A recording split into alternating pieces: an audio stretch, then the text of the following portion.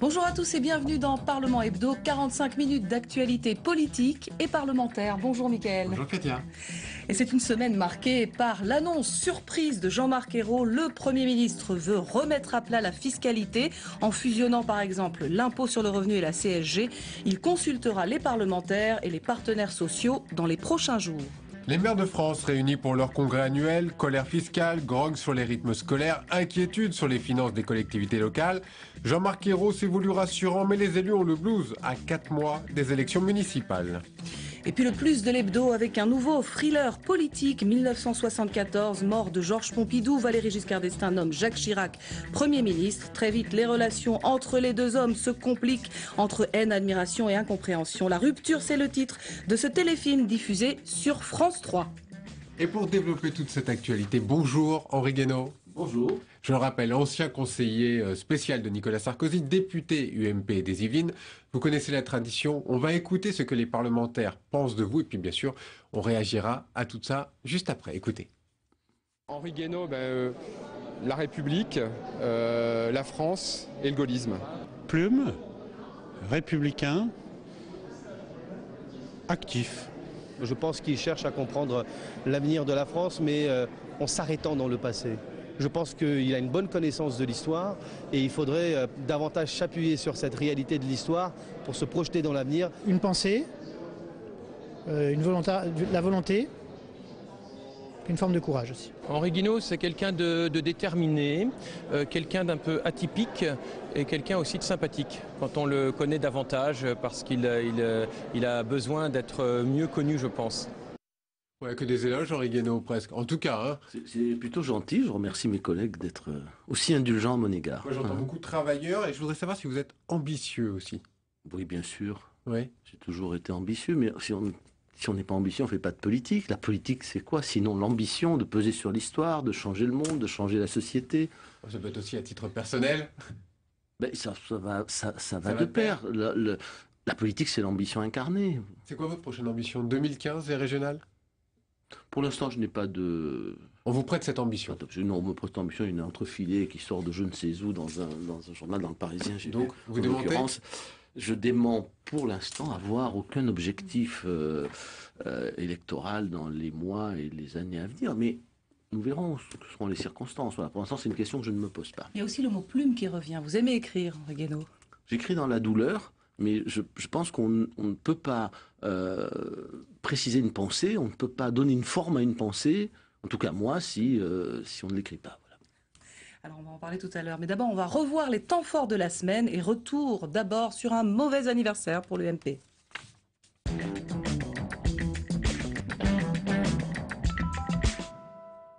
18 novembre 2012, un séisme politique frappait le premier parti d'opposition de France à l'issue d'un scrutin serré. Et sur fond de soupçons, Jean-François Copé s'autoproclamait président de l'UMP sous les yeux médusés de François Fillon.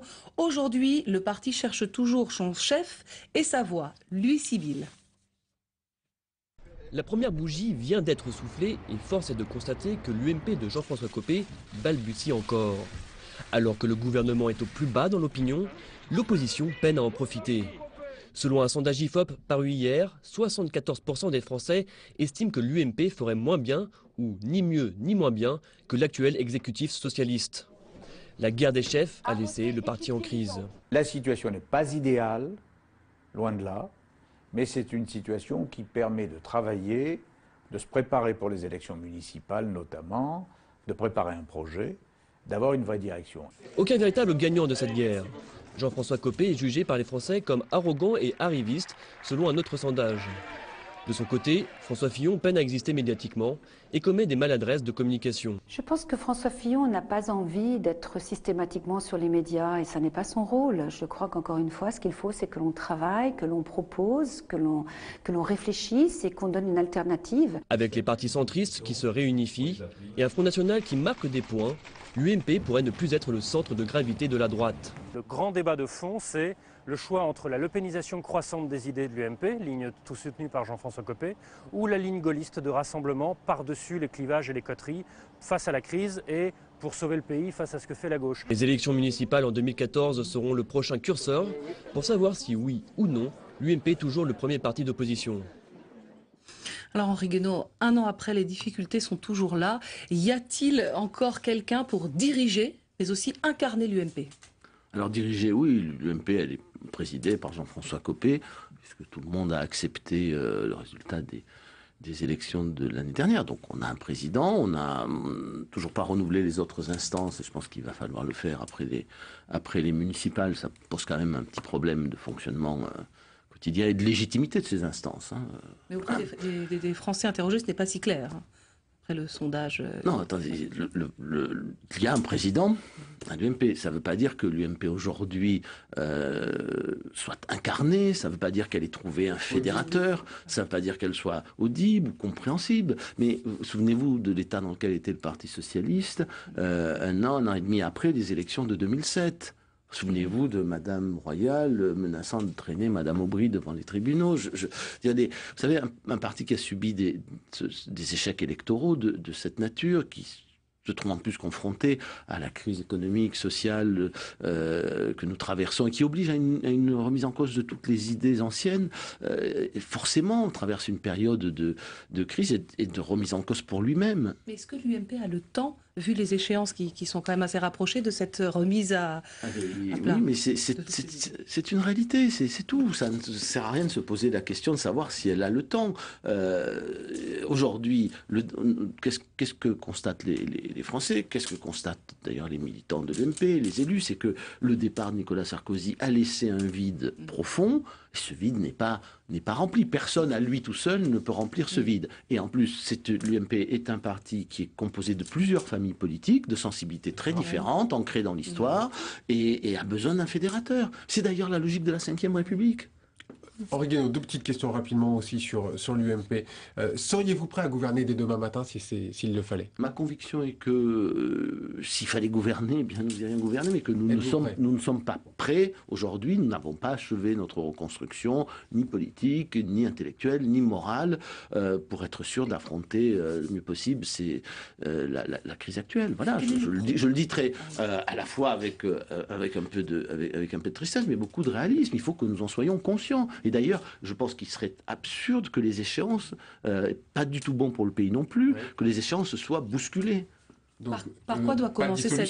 C'est ça. Je pense que la dissolution serait, dans l'état actuel des choses, une manœuvre. Et que les manœuvres... idée aussi pour vous. Mais pour tout le monde, parce que d'abord personne ne sait si l'Assemblée qui sortirait de cette dissolution serait gouvernable. Imaginez que dans les circonstances actuelles, le Front National entre massivement, ou en tout cas suffisamment pour faire la bascule entre la droite et la gauche. Vous imaginez ce que serait cette Assemblée et ce que serait donc le gouvernement de la France. La France aurait encore plus de mal à être gouvernée. La majorité actuelle a reçu un mandat, il faut qu'elle l'exerce et le président de la République, le Premier ministre, il faut qu'ils prennent bien conscience de la gravité de la situation et qu'ils changent le plus rapidement possible de cap et de politique. Voilà la vérité. Maintenant, après, personne n'est maître des circonstances et c'est au président de la République à prendre ses responsabilités. La dissolution, par exemple, ou le référendum n'appartiennent qu'à lui. Ce sont des décisions qui lui appartiennent de prendre ou de ne pas prendre. Je n'y suis pas favorable. On va passer au mardi, Henri Guénaud, si vous le voulez bien. Jean-Marc Ayrault, on veut remettre à plat la fiscalité.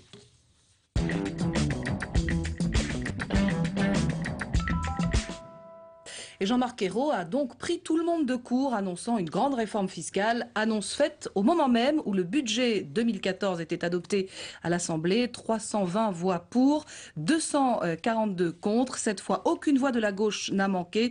Le grand soir fiscal, promis par Jean-Marc Ayrault, pourrait s'appliquer dès la prochaine loi de finances. Johan Relat.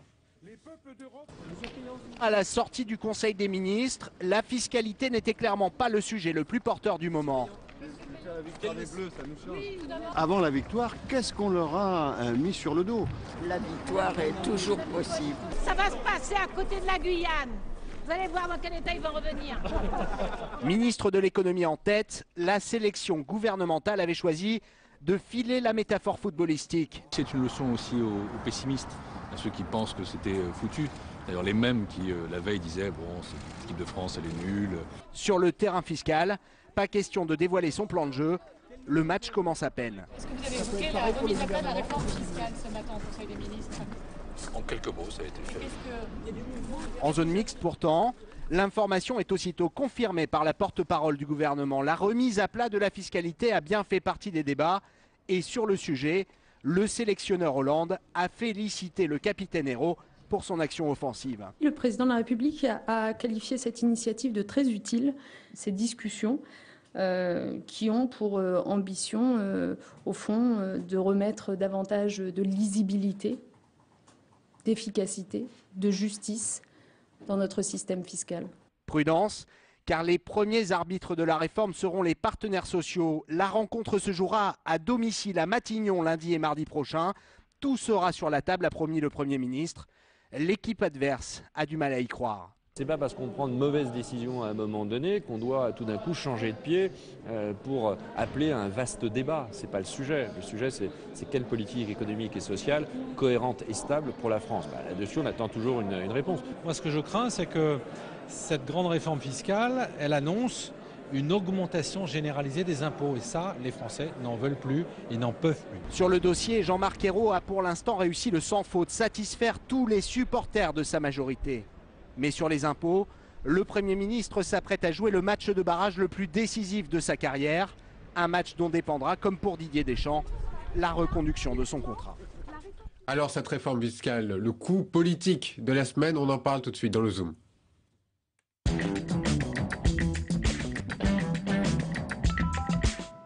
On en parle avec Jean-Daniel Lévy. Bonjour Jean-Daniel, directeur de Opinion pour l'Institut Harris Interactive. Est-ce que pour vous c'est le coup politique de la semaine ou est-ce que c'est une réelle avancée pour les Français? D'une manière générale, on peut rappeler que c'est la première préoccupation des Français aujourd'hui et parmi l'un des premiers sujets de conversation des Français. C'est une thématique qui était quasiment absente au début de l'été, on peut le rappeler, où les Français parlaient très peu des impôts et elle est montée fortement en puissance. Avec la perception, et d'ailleurs on le voit bien dans le sondage qu'on a réalisé pour la chaîne parlementaire, que les Français considèrent que le système aujourd'hui tel qu'il fonctionne apparaît comme étant injuste. Il apparaît comme étant injuste aux yeux des Français, il apparaît comme étant injuste auprès des sympathisants socialistes, et il apparaît comme étant injuste parce que par rapport à la promesse de François Hollande, il y a la perception que ça touche plus les classes moyennes que les catégories supérieures. Mais font-ils pour autant confiance à Jean-Marc Ayrault pour mener cette grande réforme fiscale? Alors, un, ils trouvent que c'est une bonne idée que Jean-Marc Ayrault la mène. Deux, ils ne lui font pas forcément confiance en tant que tel pour pouvoir parvenir à faire en sorte qu'il y ait plus de justice. Pas plus d'ailleurs aujourd'hui à Jean-Marc Ayrault qu'à aucun des acteurs dans la vie politique, peut-être mis à part les organisations syndicales qui tirent entre guillemets un tout petit peu leurs épingles du jeu dans ce contexte-là. Henri Guénaud, cette réforme fiscale, une façon de reprendre la main un petit peu sur le contexte actuel ou une vraie avancée, comme le dit Jean-Daniel Lévy, pour les Français? Vous avez dit le mot juste. Pour l'instant, c'est un coup politique et on ne gouverne pas un pays en crise avec des coups politiques.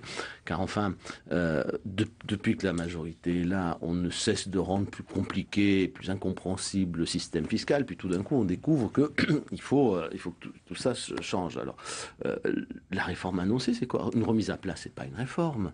Il n'y a pas de philosophie, il n'y a pas de direction. Non, il n'y a rien. On dit, le Premier ministre est extraordinaire, il dit, je vais faire venir tous les partenaires sociaux, et puis ils vont faire des propositions, et puis on fera le tri là-dedans, et on verra. Voilà, il ne dit pas, voilà la politique que je souhaite, on va en discuter. Non, pour employer une expression triviale, il ne se mouille pas du tout. Bon, alors il dit, au fond, il dit ce qu'il a dit sur le marché du travail, ce qu'il a fait avec le marché du travail. Les partenaires sociaux vont faire la réforme. Mais c'est quand même extraordinaire parce que nous sommes dans un moment, où les corps intermédiaires, quels qu'ils soient, sont discrédités aux yeux des Français. C'est les partis politiques, les syndicats, les partenaires sociaux. C'est intéressant aussi d'avoir l'avis de Jean-Daniel Lévy sur ce point. Et on leur remet les clés sur un sujet qui est un sujet, et pour le coup, éminemment politique, encore plus que le droit du travail. Comment expliquer justement, Jean-Daniel Lévy, comment expliquer cette manque de confiance à l'égard de tous les partis? On trouve des éléments qui reviennent dès 1981 quasiment, où la perception que les responsables politiques n'arrivent pas forcément à atteindre la promesse qu'ils avaient effectuée au cours des différentes campagnes électorales. Et on est dans un contexte où aujourd'hui il y a la perception que le politique n'arrive pas forcément à être efficace. et que lorsqu'il doit mener un certain nombre d'actions en faveur de la réduction du chômage, en faveur de la réduction des inégalités, en faveur, voire potentiellement, du maintien ou de la sauvegarde du système social auquel les Français sont quand même globalement attachés, que ça ne marche pas véritablement. Donc ça, c'est le premier aspect. Et puis le deuxième aspect, il y a également la perception que lorsque les responsables politiques posent aujourd'hui des enjeux, parlent du quotidien des Français, ils parlent d'aspects qui ne correspondent pas véritablement au vécu des Français dans leur quotidien. Donc il y a déjà également une attente qui est une attente de capacité à pouvoir décrire le réel, décrire une situation qui est vécue par les citoyens dans le cadre de leur quotidien. Comment faire pour retrouver, pour être audible? La première règle pour que les gens écoutent ce que les politiques ont à dire, c'est que les politiques reconnaissent les souffrances des gens, leurs difficultés, leurs peines. Voilà, vous vous souvenez, en 95, un candidat s'était présenté en disant « Nous avons bien travaillé, ça va mieux ». Les gens avaient répondu « Ah ben pour lui ça va ». Voilà. Et puis un autre disait, l'autre c'était le candidat dit de la fracture sociale à l'époque, je sais que vous allez mal. Déjà, les Français commencent à vous écouter quand vous prenez en compte leur malheur. Deuxièmement, pourquoi toute la classe politique qui a été au pouvoir, hein, qui s'est succédé au pouvoir depuis une trentaine d'années, est à ce point disqualifiée? Mais tout simplement parce que l'état de la société, l'état du monde est dramatique. Donc on en rend forcément responsables ceux qui ont gouverné, même si tout le monde a sa part de responsabilité, les Français aussi. Mais voilà, il y a une incapacité aux yeux des Français de la classe politique à répondre à la crise et à répondre aux souffrances et aux difficultés des gens. On va passer à un autre sujet. Merci beaucoup Jean-Daniel Lévy d'être intervenu pour cet éclairage. Mardi, donc, le Premier ministre est devant les maires de France, un face-à-face qui promettait d'être tendu, tant il y a de problèmes avec les maires, notamment sur la fiscalité, de nombreux mécontentements aussi sur les restrictions budgétaires et que dire des rythmes scolaires. Le tout expliqué par Fabrice Cunet. Jean-Marc Ayrault se savait attendu, mais à son arrivée au Congrès des maires de France, pas de bronca et peu de sifflets. Le premier d'entre eux avait pourtant planté le décor. TVA, rythme scolaire, décentralisation, les maires sont inquiets. Alors à la tribune, Jean-Marc Ayrault tente de rassurer. Le gouvernement est toujours prêt au dialogue.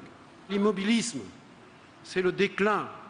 Et les maires sont sans doute en première ligne pour comprendre ce besoin des Français d'évoluer, de s'adapter sans perdre nos valeurs. Oui, les communes devront faire un effort, mais le gouvernement promet un accompagnement, de la souplesse, de la compréhension. Un discours souvent jugé insuffisant.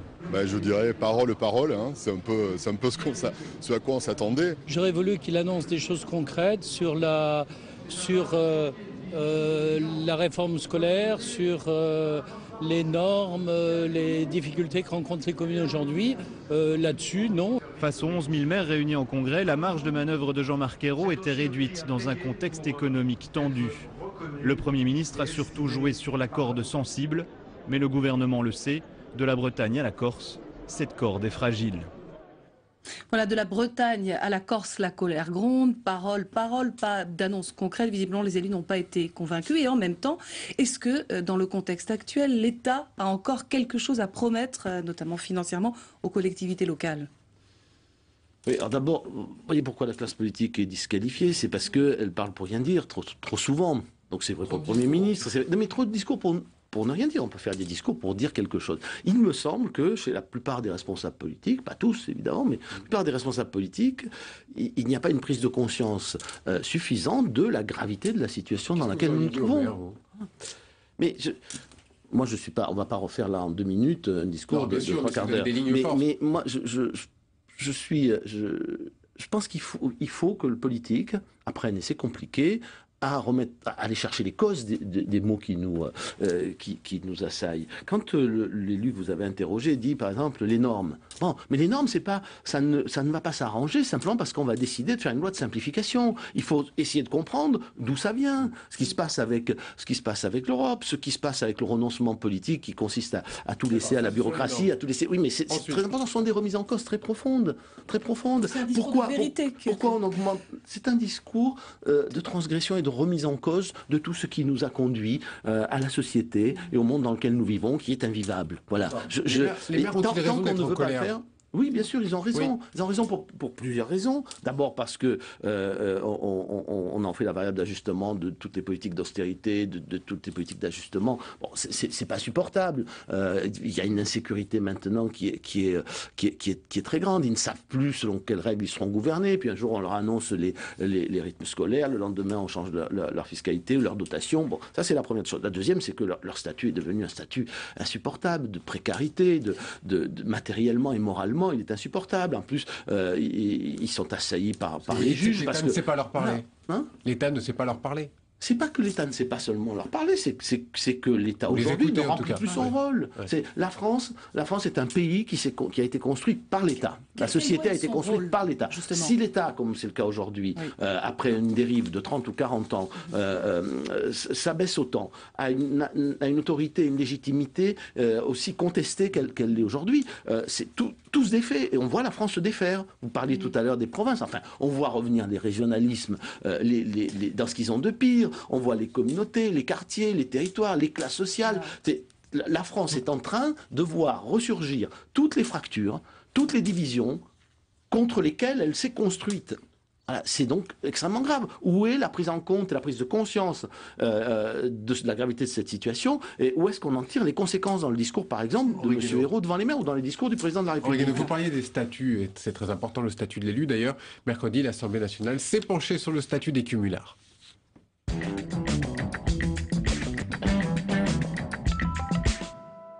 Il l'avait promis, il l'a obtenu, la fin du cumul des mandats. Manuel Valls a tenu parole et fait respecter la promesse de François Hollande, puisque les députés ont fini par voter la mesure. Le texte avait été totalement modifié par les sénateurs qui s'étaient exclus du dispositif. Retour sur ce texte avec Germain Andrieux.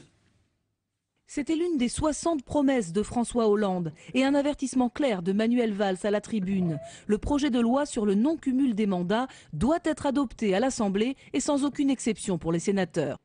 Il n'y a pas de surprise et il n'y aura pas de surprise.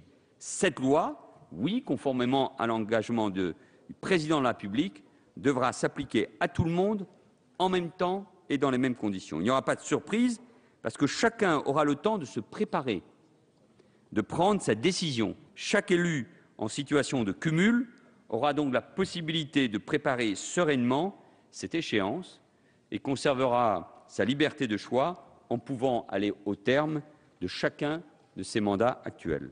Autrement dit, pas question de valider le camouflet des sénateurs en septembre dernier. 25 sénateurs socialistes avaient voté avec l'opposition et le Parti radical de gauche pour vider le projet de loi de sa substance. Une position inacceptable pour le gouvernement.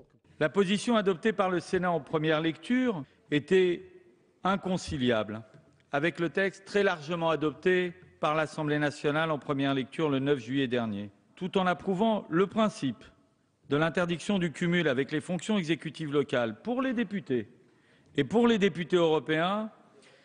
Les sénateurs ont choisi de s'exclure du champ d'application de la réforme. L'Assemblée nationale ayant le dernier mot, les députés ont sans surprise validé définitivement la première version du texte examiné. Elle interdit aux sénateurs le cumul des mandats.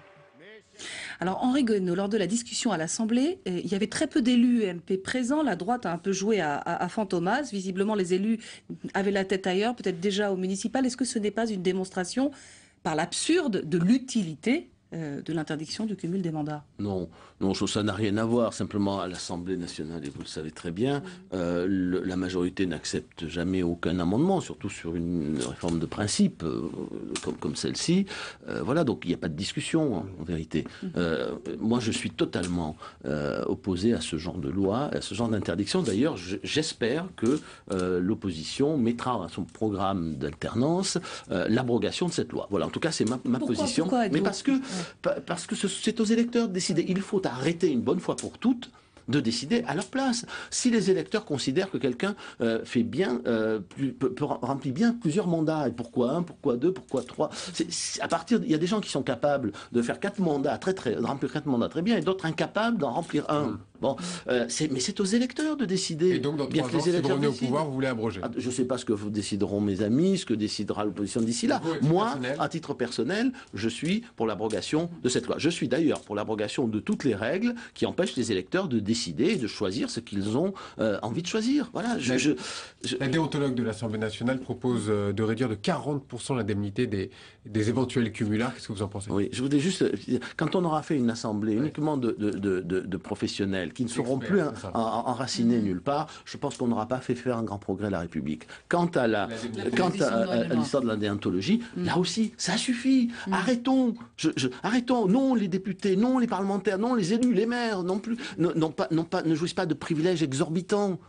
La plupart font des sacrifices considérables pour remplir ces mandats. La plupart ont abandonné la moitié, voire les 2 tiers, voire parfois plus de leurs revenus pour pouvoir siéger à l'Assemblée nationale, pour pouvoir servir leurs concitoyens. Donc, moi, Madame Lenoir, je lui adresserai une remarque dans cette surenchère. Je lui dirai, voilà, Madame, combien gagnez-vous par mois ? Quels sont vos revenus? Je souhaite que les revenus du déontologue soient rendus publics. Je souhaite qu'on dise au déontologue qu'en tant que déontologue de l'Assemblée nationale, elle ne pourra pas gagner plus que l'indemnité parlementaire de base. Et deuxièmement, qu'elle ne pourra pas exercer d'autres activités. Nous verrons si Madame Lenoir trouve que c'est juste. Alors, nous verrons. Voilà. Non, mais il y a un moment, ça suffit. Appliquons ça. Il faut que chacun se dise, est-ce que j'aimerais me voir appliquer le traitement que je réserve aux autres? Voilà. Ça, c'est comme l'histoire de la publicité des patrimoines qui finalement a été limitée. Est-ce que tous les Français, veulent afficher leur patrimoine sur les murs? La réponse est non. Donc arrêtons de faire des lois de suspicion contre la classe politique. Critiquons-la pour ne pas avoir réussi à juguler la crise. Critiquons-la parce qu'elle ne fait pas assez bien son travail, qu'elle ne tient pas ses promesses. Mais arrêtons ces espèces de lois des suspects qui dégradent la politique, qui ne fait au bout du compte que le jeu des extrêmes. Voilà. Alors, Henri Guénaud, de retour aussi à l'Assemblée, le projet de loi sur les retraites, il avait été lui aussi rejeté par les sénateurs. Le texte examiné en seconde lecture est donc quasiment identique à celui adopté le 15 octobre par les mêmes députés, mais le gouvernement a été contraint d'imposer un vote bloqué, notamment sur la question sensible de la revalorisation des pensions. Alors, Henri Guénaud, l'UMP combat ce projet de loi, tout comme le Front de gauche, pour des raisons différentes. Est-ce que vous combattez le fond de la réforme ou avant tout la méthode ? Alors d'abord, sur l'histoire de la revalorisation, il faut dire ce dont il s'agit. Il s'agit de décaler de 6 mois l'indexation des pensions, donc de faire perdre 6 mois d'indexation aux retraités. Voilà. Moi, je me suis toujours refusé à ce que présidentielle, Nicolas Sarkozy avait proposé justement Non, on n'a jamais, Nicolas Sarkozy n'a jamais voulu toucher aux pensions. Il n'a jamais accepté la désindexation des pensions. Alors là, elles ne sont pas complètement désindexées, mais on perd 6 mois. On décale de 6 mois, ce qui n'est pas rien. Moi, toute réforme des retraites qui touche au montant des retraites et au pouvoir d'achat des retraités est pour moi une réforme qu'il faut absolument exclure. Alors qu'est-ce que vous proposez à la place, l'alternative? Alors il y a d'abord l'allongement de la durée de cotisation est normal, mais elle doit l'être pour tout le monde.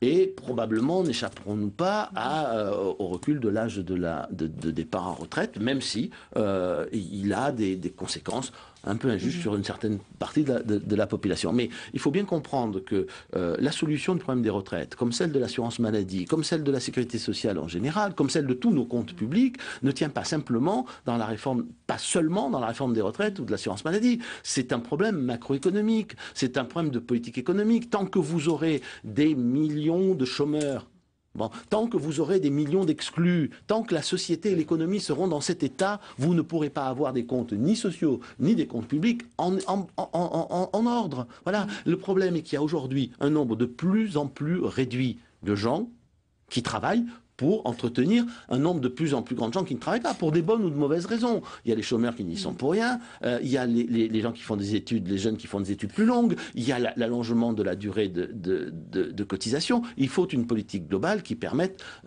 d'élargir, j'allais dire, l'assiette du travail, c'est-à-dire qu'il y ait beaucoup plus de gens qui travaillent. On va parler d'une bonne nouvelle pour la France. C'est vrai, on va essayer d'avancer un petit peu pour essayer de faire tous les sujets de la semaine quand même. Vous aimez le foot ? Oui, j'aime le foot. Alors, vous ne pouvez pas passer sous silence quand même la qualification des Bleus pour le mondial de 2014 au Brésil. On n'était pas très nombreux à y croire, c'est vrai. Et aussi tous les politiques ont décidé de parler après cette victoire, récupération ou pas, et notamment celle de François Hollande. Écoutez et regardez ce reportage. La France a décroché son ticket pour le mondial au Brésil, tandis qu'au même moment dans l'hémicycle, on s'affronte autour de la réforme des retraites. Monsieur Chassaigne, il restera dans l'histoire que c'est pendant votre intervention que la France s'est qualifiée 3-0. Voilà, je vous demande une suspension de séance de 5 minutes pour réunir l'ensemble des groupes de l'Assemblée nationale pour un moment d'unité nationale. Merci. Écoutez, ces moments sont suffisamment rares pour que bien évidemment, nous les acceptions et la séance est suspendue pour 5 minutes. Mais dans l'arène politique, cette union nationale n'aura duré qu'un soir, car la lecture de cette victoire n'est pas la même entre la gauche et la droite. Du côté de la majorité, on capitalise sur cette bonne nouvelle un peu inespérée. Quand ça marche, vous savez, on prend. Hein. En ce moment, tout ce qui est bon à prendre, on engrange. Hein. À droite, par contre, tout est bon à prendre pour comparer le succès de l'équipe de France au déboire du gouvernement. Une équipe comme ça, oui, elle peut gagner. Pas l'impression que le gouvernement, puisque c'est à lui que vous faites allusion, soit en train de se remettre en cause vis-à-vis de ses erreurs et de nous préparer à gagner. Mais aux 4 colonnes cet après-midi, certains députés n'ont pas pu s'empêcher de s'afficher avec quelques accessoires footballistiques à la suite de Paris. Et visiblement, Philippe Gosselin fait partie des perdants. Une chance qu'on n'ait pas dit qu'on venait en caleçon. Imagine. Elles viennent effectivement du Brésil. C'est mon garçon qui me les a ramenées cet été. Voilà. Les métaphores entre le monde du football et celui de la politique étaient donc partout. Mais c'est bien François Hollande qui a lancé le mouvement à l'issue du match. Bon, aujourd'hui, il y a une victoire, il faut la savourer. Merci beaucoup, monsieur le président. À l'équipe de France, à personne d'autre. Merci. Et à son entraîneur. L'entraîneur, ça compte. L'entraîneur, ça compte. Difficile de ne pas en faire un parallèle politique. Pour remporter la victoire, Didier Deschamps a remanié son équipe. Alors aux 4 colonnes, on se demande également s'il n'est pas temps de faire des remplacements au sein du gouvernement. Donc ça, on verra. Est-ce que ça sera un remaniement, un changement de Premier ministre? On ne sait pas. On aura la surprise, je pense, d'ici les élections municipales au mois de mars. Alors je souris Henri Guénaud parce que de métaphores.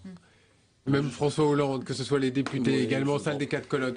Est-ce qu'il faut absolument une victoire en football pour pouvoir parler de bonnes nouvelles politiques ? C'est pas une bonne nouvelle politique, c'est une bonne nouvelle sportive. Ouais. Alors que ça vienne améliorer un peu le moral très bas de la population, c'est très bien. Moi, je me réjouis quand la France gagne, quel que soit le terrain sur lequel elle gagne. Mais je suis pas un adepte non plus de la métaphore footballistique, pas plus d'ailleurs que de la métaphore guerrière en politique. Je pense que la politique, c'est la politique.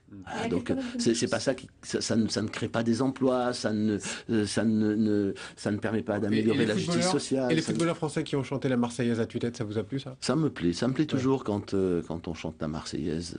Avec dans la ferveur, la joie, le partage, c'est quand même symbolique tout ça. Est-ce que c'est un peu le retour du rêve français ou c'est pas du tout ça ?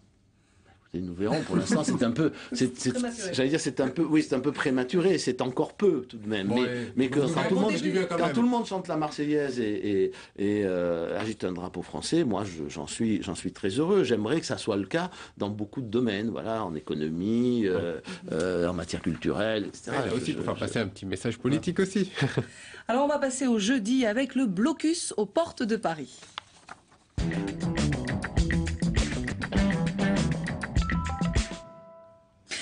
Un mort et 6 blessés en marge des manifestations des céréaliers. Le ministre des Transports a demandé une levée immédiate des barrages.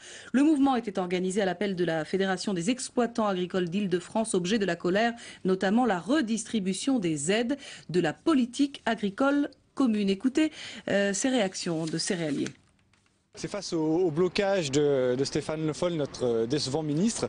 On bloque les routes, donc on adopte la même position que lui par rapport aux décisions qu'il s'apprête à prendre sur la réforme de la politique agricole commune. Et en plus, il y a un ras-le-bol fiscal qui concerne nos exploitations, mais aussi tous nos concitoyens. On est en train de se dire que de toute façon, on n'arrivera pas à joindre les deux bouts. Moins d'aides compensatoires, des prix qui commencent à s'effriter. Il est clair qu'aujourd'hui, les échéances qu'on va avoir en fin d'année, on n'arrivera pas à les payer.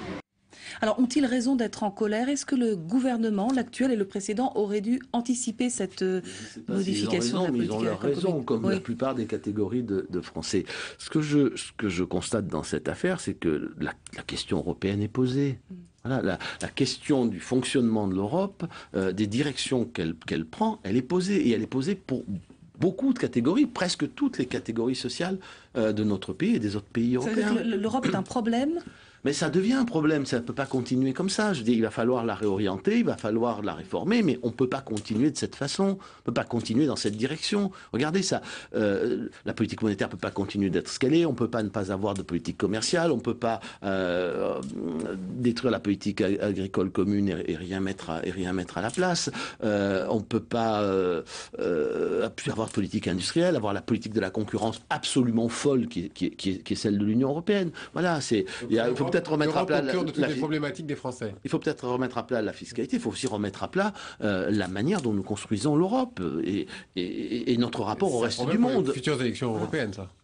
Mais pas seulement, oui, c'est un problème qui se pose sur presque tous les dossiers, de l'immigration, la culture, l'économie, le social. L'autre jour, un de nos collègues faisait remarquer que la Cour de justice s'apprêtait à rendre une décision qui va intégrer dans les effectifs des entreprises les apprentis. Bon, ça veut dire qu'un certain nombre d'entreprises qui utilisent des apprentis vont franchir les seuils. Donc vont avoir d'un seul coup des contraintes supplémentaires. Mais l'Europe fait passer de 7% à 20% la TVA sur les centres équestres.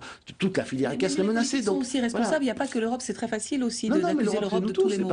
Non, mais l'Europe, c'est pas en dehors de nous. Hein. C'est notre affaire à tous. C'est le résultat de nos choix. Les choix, quand ils ont été erronés, doivent être remis en cause. On ne peut pas continuer comme ça. Il faut changer l'orientation. Il faut en changer l'organisation. Voilà, je vous emmène sur un tout autre sujet, mais qui reste totalement politique. On va faire un petit retour en arrière. On va parler des années 70. C'est le plus de l'hebdo, s'il vous plaît. Comprenez bien que tant qu'on ne veut pas aborder ces problèmes-là, tant qu'on ne veut pas aborder l'état de nos institutions, l'état de l'Europe, l'état de la mondialisation, on sera incapable de répondre aux angoisses et aux souffrances des Français. Et donc, la discrédit sur la politique continuera à grandir et nous amènera tout droit vers les extrêmes. Le message est passé, Henri Guénaud. Je vous le promettais, c'est le plus de l'hebdo.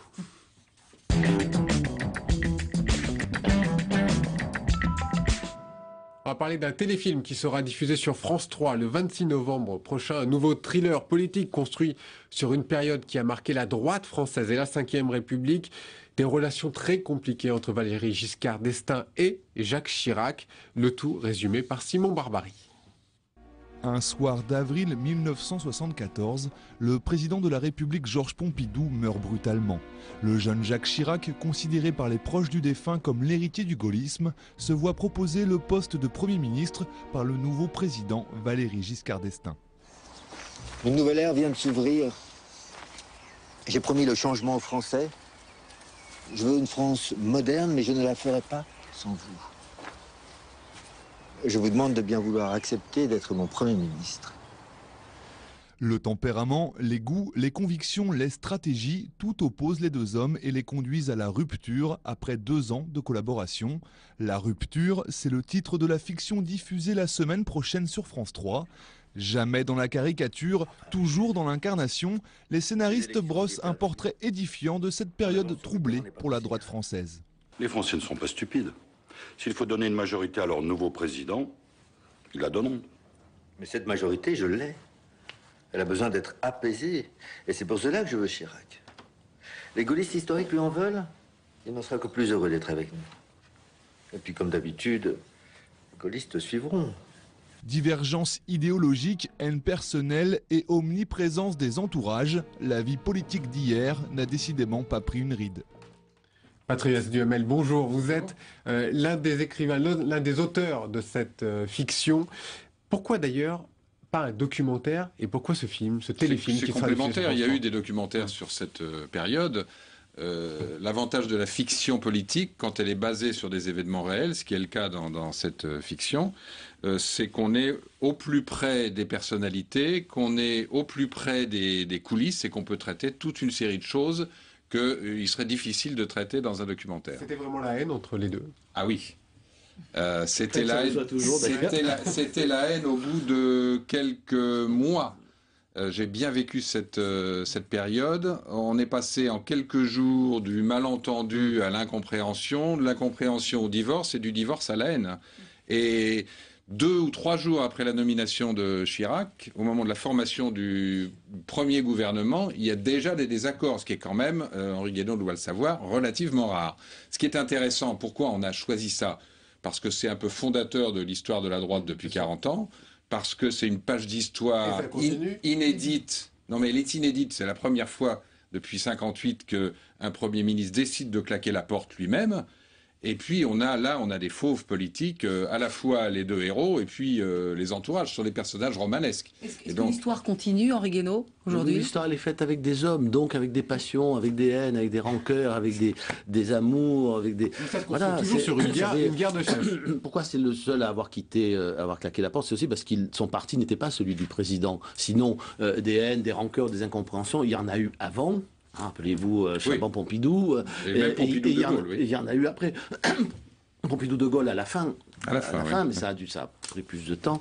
Mais on n'était pas dans le même catégorie de personnages non plus, ni au même moment de l'histoire. Mais rappelez-vous Rocard, Mitterrand, etc. Enfin, je veux dire, c'est très compliqué. La cohabitation, de toute façon, Premier ministre, président de la Ve République, est toujours très compliquée et les personnalités se heurtent souvent. Là, ça a pris une dramatique, parce qu'encore une fois, le Premier ministre était le chef d'un parti qui n'était pas le parti du président. Et donc, tout ça s'est étalé au grand jour et a provoqué une rupture qui, en général, se fait de façon beaucoup plus Est-il vrai, Henri Guénaud, qu'à l'Élysée, quand vous étiez conseiller spécial de Nicolas Sarkozy, vous occupiez le bureau de Valéry Giscard d'Estaing? J'occupais son bureau, oui, absolument. C'est le seul président de la 5e qui ait choisi de ne pas aller dans ce qu'on appelle à l'Élysée le bureau du général. Oui, il travaillait dans le bureau que j'occupais, mais il recevait, quand il avait à recevoir une personnalité, officiellement, il la recevait dans le bureau du général. Alors, Patrice Duhamel, vous avez donc co-écrit le scénario avec Jacques Santamaria, de la rupture qui va être diffusée mardi 26 novembre à 20h45 sur France 3. Est-ce que pour vous, ce type de fiction politique écrit au plus près de la réalité peut donner une autre vision de la politique, peut même réconcilier les Français avec la politique? Réconcilier, je ne sais pas. En tout cas, éclairer l'histoire, donner une autre image, incarner les personnages, leur donner de la chair, montrer, parce que ça compte, Henri Guénaud est quand même bien placé ici pour le savoir, quel est le poids. Le mot entourage, je ne l'aime pas parce qu'il est un peu réducteur des conseillers. Je crois que c'est tout à fait important. Mais juste pour reprendre ce que disait Henri Guénaud, ce qui est passionnant dans cette affaire, c'est qu'il y a eu un malentendu immédiat, peut-être lié à la courte période entre la mort de Georges Pompidou et l'élection. Ils ne se sont pas beaucoup parlé, mais Giscard clairement attendait de Chirac qu'il soit un Premier ministre sans état d'âme appliquant ses orientations, et Chirac, lui, il était déjà, et notamment sous l'influence de ses conseillers Pierre Juillet et Marie-France Garot, un couple extraordinaire au sens étymologique du terme, il était déjà sur une orbite présidentielle. Donc ça ne pouvait pas marcher, mais il ne le savait pas forcément, mais on l'a vu au bout de quelques jours. Voilà, absolument. Voilà, donc la rupture, je rappelle, le 26 novembre, 20h45 sur France 3. Henri Guénaud, vous avez écrit ce livre, Camus, au Panthéon, discours imaginaire, hommage... Magnifique, vous l'avez lu? Oui, magnifique. Hommage à l'écrivain français qui aurait eu 100 ans le 7 novembre 2013. Hommage aussi à son engagement politique. Est-ce que, en ces temps troublés, l'engagement, le courage politique ont encore un sens? Oui, plus que jamais. Mais l'engagement de Camus était un engagement non partisan. Il s'est engagé, il avait des prises de position politiques, mais jamais, il n'a jamais accepté d'être prisonnier d'aucun parti. Plus aujourd'hui en même temps. Mais en revanche, je pense que tout le monde devrait relire Camus, devrait relire les moralistes, devrait relire les gens qui posent le problème de la conscience humaine avec autant d'acuité et autant de profondeur. Quelle est la grande leçon à retenir au fond? Une seule de Camus, c'est que il n'y a aucun principe absolu. Il faut toujours mettre une limite au principe, et la morale, dans la politique comme dans la vie, n'est jamais dans la bonne conscience, elle est toujours dans le cas de conscience. Merci beaucoup Henri Guénaud, merci Patrice Duhamel d'avoir répondu à notre invitation. Cathy, on se retrouve la semaine prochaine? Avec plaisir, et merci à vous pour votre fidélité. Bonne suite au programme. Au revoir. Au revoir.